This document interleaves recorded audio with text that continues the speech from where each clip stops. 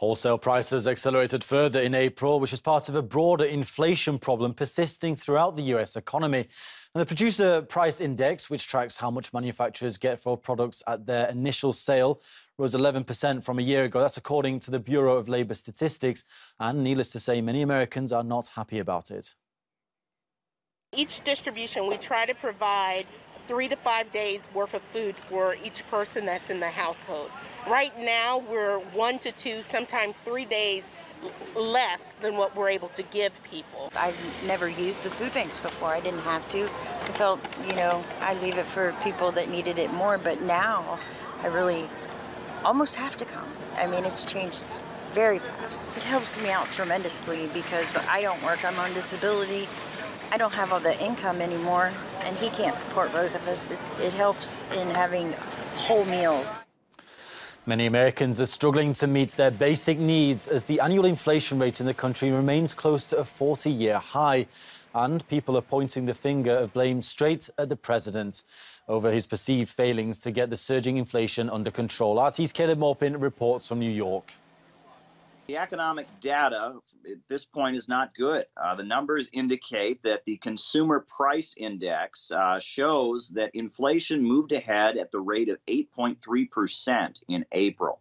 Now, that is the highest rate of inflation the United States has had since the 1970s. This is a 40-year high.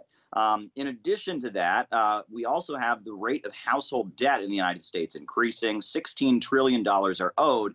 And the New York Federal Reserve says that consumer demand is decreasing. People simply don't have the money to keep buying at the rate that they're buying, even if they continue to go into debt. So these numbers are quite bad. Here's what Joe Biden has to say about what's to blame. There are two leading causes of inflation we're seeing today. The first cause of inflation is a once-in-a-century pandemic. And this year we have a second cause. Mr. Putin's war in Ukraine. We saw in March that 60% of inflation that month was due to price increases at the pump for gasoline.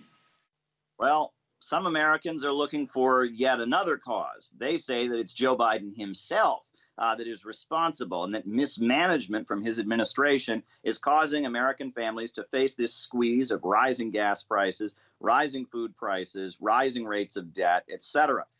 Now, the polls indicate that Joe Biden's claim that this is all just simply the fault of the pandemic, simply the fault of Russia, it has nothing to do with him, that actually doesn't seem to be bought very widely in the United States. 39% of Americans approve of Joe Biden. That's far less than half, less than 40%. We're at a 39% approval rating for Joe Biden. Quite low numbers. Joe Biden seems to insist that these hard economic times are just the things Americans have to accept because of the confrontation with Russia. But a lot of Americans just don't seem to be buying it. Not a good day for the Biden administration. Rising unrest among Americans, and people are looking ahead to those midterm elections set for November when a new Congress will be elected for Washington, D.C.